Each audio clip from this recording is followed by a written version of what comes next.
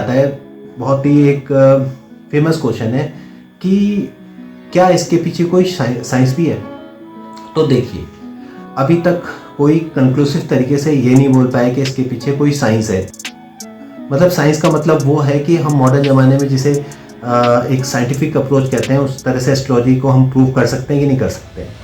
कोई कंक्लूसिव तरीके से ये नहीं कह सकता कि इसके पीछे कोई साइंस है, ठीक है।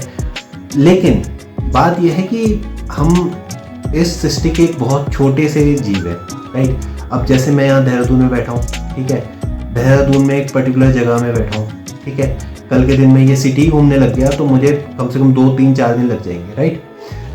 ऐसे ही देहरादून उत्तराखंड का पार्ट है, उत्तराखंड अपने आप में घूमने लग गए तो 2-3 महीने लग जाएंगे, छोटी छोटी चीज़ें, ठीक है। फिर इंडिया का पार्ट है, इंडिया इतना बड़ा है, मतलब मुझे नहीं लगता लाइफ टाइम में मैं इंडिया भी घूम पाऊँगा, राइट। इंडिया एक दुनिया का पार्ट है, इंडिया भी एक, मतलब ऐसा नहीं कि बहुत बड़ा कंट्री, इंडिया से बड़े बड़े भी कई सारे कंट्री हैं, मतलब 190 कंट्री हैं, 180 से 190 के बीच में कंट्रीज़ हैं, राइट।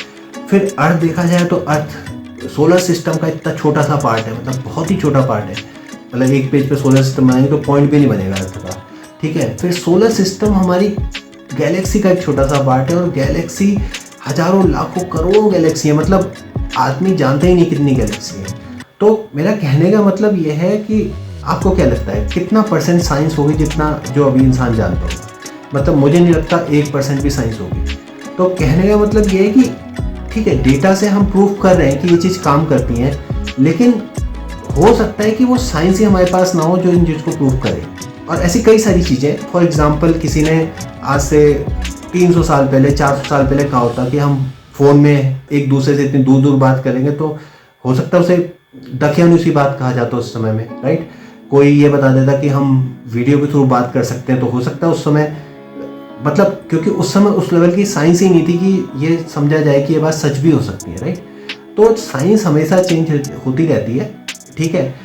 डेटा से हम ये प्रूव कर सकते हैं। तो एस्ट्रोलॉजी का अगर देखो प्रूफ या डिसप्रूफ करना है, उसका तरीका ये है, जैसे कोई भी एस्ट्रोलॉजर आपके लिए कोई प्रिडिक्ट करता है कोई भी चीज़, तो आप देखिए उस चीज़ के होने की संभावना एज सच बिना एस्ट्रोलॉजी की नॉलेज की कितनी है। फॉर एग्जांपल, आपके लिए कोई प्रिडिक्ट करता है कि आप भी जॉब चेंज करेंगे, राइट।